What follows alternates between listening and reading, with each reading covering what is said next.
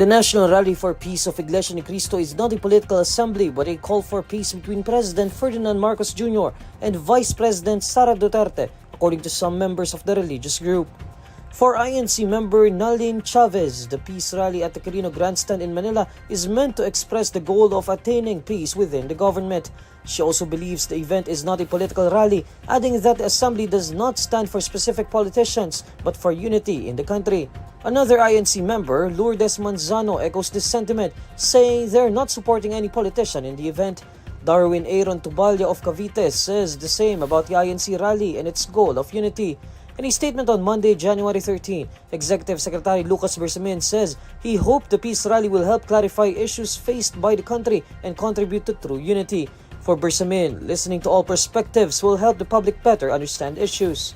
According to the Manila Disaster Risk Reduction and Management Office, at least 1.58 million people joined the peace rally in Manila as of 4 p.m. on Monday.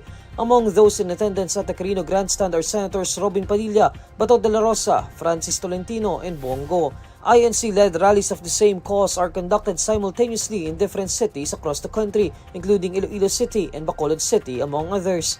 The INC earlier described the peace rally as a show of support for Marcos' stand against moves to impeach Duterte. 3 impeachment complaints against the vice president were filed before the House of Representatives in December last year.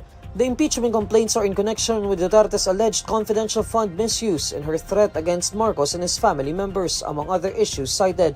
The INC openly supported the unit team of Marcos and Duterte during the 2022 elections. The Philippine government filed a diplomatic protest against the continued illegal presence and operations of Chinese Coast Guard vessels within the country's exclusive economic zone.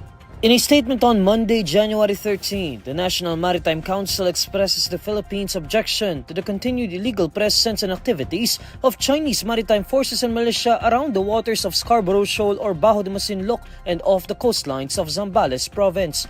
According to the National Maritime Council, China's actions clearly violate the Philippine Maritime Zones Act as well as international laws, particularly the 1982 United Nations Convention on the Law of the Sea and the 2016 arbitral ruling. The National Maritime Council opposes China's provocative actions as Beijing also deployed a People's Liberation Army Navy helicopter which hovered above a PCG vessel lawfully carrying out its duties.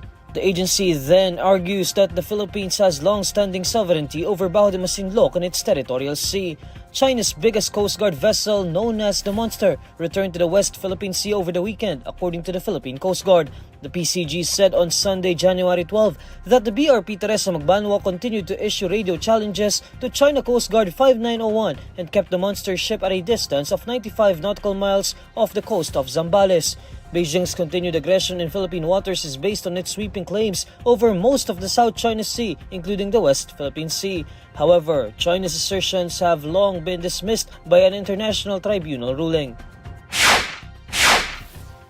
The outcome of the investigation on the death threat of Vice President Sara Duterte against President Bongbong Marcos, First Lady Liza Araneta Marcos, and House Speaker Martin Romualdez is now up for evaluation by the Department of Justice. Speaking at a palace briefing on Monday, January 13, DOJ Prosecutor General Richard Anthony Fadulion says the National Bureau of Investigation already completed its probe into Duterte's threat. We were informed already that the NBI had finished its investigation, but there's a need to further evaluate it, and we are sending prosecutors over to look at the evidence and evaluate the evidence that is in the custody of the National Bureau of Investigation. According to Fadulion, the evaluation will determine whether or not a case can now be filed at the DOJ or if it needs further build-up. Depending on the outcome, we will be able to make a recommendation whether to have it considered filed already before the department and or to return it to the NBI if there's a need to build up the case further and to add to the evidence that they have. But this is subject to evaluation. The NBI and the DOJ are working closely together, our prosecutors, to ascertain the evidence that is on hand. In an online press conference on November 23 last year, Duterte said she already instructed someone to kill Marcos, the First Lady, and the Speaker if she herself is ever assassinated. The palace considered Duterte's remark as an active threat, with Marcos himself saying he will fight back against the threats. The NBI in December issued subpoenas to Duterte for alleged grave threats and violation of the Anti-Terrorism Act of 2020. However, Duterte has repeatedly denied having made any threats, saying her remarks were maliciously taken out of logical context. Sen Robin Padila vows to block impeachment complaints against Vice President Sara Duterte should it reach the Senate. The senator makes the commitment on Monday, January 13, as he attends the Iglesia ni Cristo's National Rally for Peace at the Carino Grandstand in Manila. Reporters ask Padilla in an interview if his participation in the rally is a giveaway that he will vote no once an impeachment complaint against Duterte reaches the Senate. Padilla answers in the affirmative, saying he is certain as early as now that he will oppose the impeachment moves against Duterte. According to the senator, his views are in line with President Bongbong Marcos' directive, where the president discouraged the filing of impeachment complaints against Duterte as he does not see it as a priority.